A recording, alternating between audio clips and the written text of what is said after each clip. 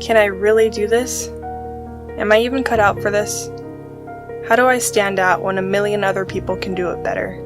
These are the thoughts that have been spiraling in my head before I go to bed and first thing in the morning when I wake up.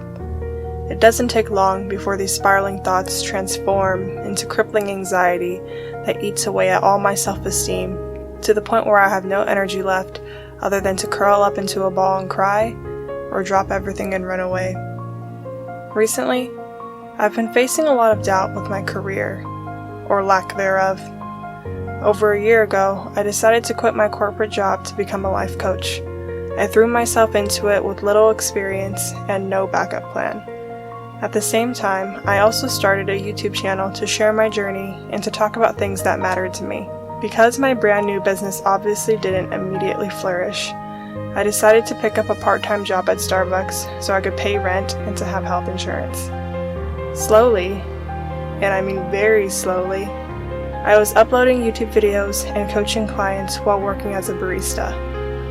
I didn't know what the hell I was doing, but I was doing it. And then at the beginning of 2022, two major events happened. I found out I was pregnant, and my brother passed away. These events came from the far left field and shifted my entire reality as I knew it. I had to learn how to live with knowing that I'd never get to see my brother again, while somehow learning to accept the identity of becoming something I never thought I'd be, a mother. I had the wind knocked out of me, and my only intention at the beginning of 2022 was to figure out how to take my next breath. Slowly, and again I mean very slowly, with each breath, I found healing. Through the support of my family and loved ones, I was able to get back on my feet. I took my time uploading YouTube videos only whenever I felt inspired. I fell into a routine working as an opener at Starbucks, where I got to be the first person in and the first person out. I moved out of the apartment where my brother passed away, and into a beautiful new apartment with my boyfriend where we've been able to set up our space to prepare for a beautiful little baby to join us. I figured out how to be happy again. But like the falling swing of a pendulum that has reached its peak, my mind once again found itself tormenting over a familiar topic: my career. It's currently almost the end of June, which means I spent the past half year not thinking about my career because, well, I just didn't have the capacity to. But now that I do have the capacity to think about my career, the doubts have come swarming back with full force. Can I really do this? Am I even cut out for this? How do I stand out when a million other people can do it better? Doubt radiates with the energy of fear, but it disguises itself as the voice of safety and knowing. Doubt pretends to be that one friend whispering in your ear that says, "I don't know about this. You should turn back around and save yourself before it's too late. It's okay. Just stop here and go back to what you already know. You don't have to humiliate yourself any further." And maybe that is what doubt truly wants for us. Protection and preservation of self, which isn't a horrible thing.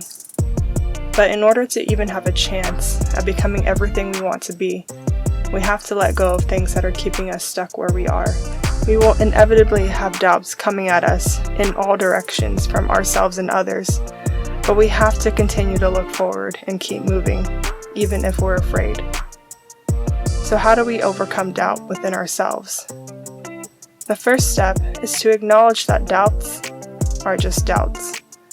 Doubts are not the truth, no matter how believable they might seem in the moment. We have thousands of thoughts floating around in our heads every day, and doubts are nothing more than just uninvited thoughts. The second step is understanding that if we are capable of doubting ourselves, then we are also capable of doubting our doubts. The easiest way for me to do this is to think back to a time where I seriously believed in a doubt, and that doubt ended up being wrong. For example, I might be struggling with doubts in my career at the moment, but there was a time where my biggest doubts were in my love life. I doubted that I would ever be able to find someone. My doubts told me that there was no one out there for me, and for a while, I believed them. But 2 years later, I met this guy at Starbucks, and even though we couldn't be any more different, we ended up falling for each other, and now we live together and we're having a baby. We have to learn how to doubt our doubts because more often than not, they're just straight up not true.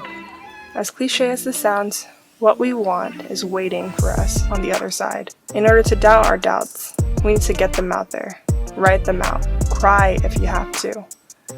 I'm not good enough. I'm afraid I'm going to fail. No one is taking me seriously.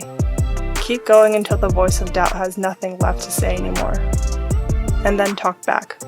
But I'm getting better each day. But failure doesn't mean it's over. But I take myself seriously. Doubts are always going to be there, no matter how successful you are, how much you've accomplished, or how often you've proven doubt wrong again, and again. It's impossible to completely get rid of doubt, but you can control how you respond to doubt, and you can choose whether or not you want doubt to take over your life. The third step is to just keep going.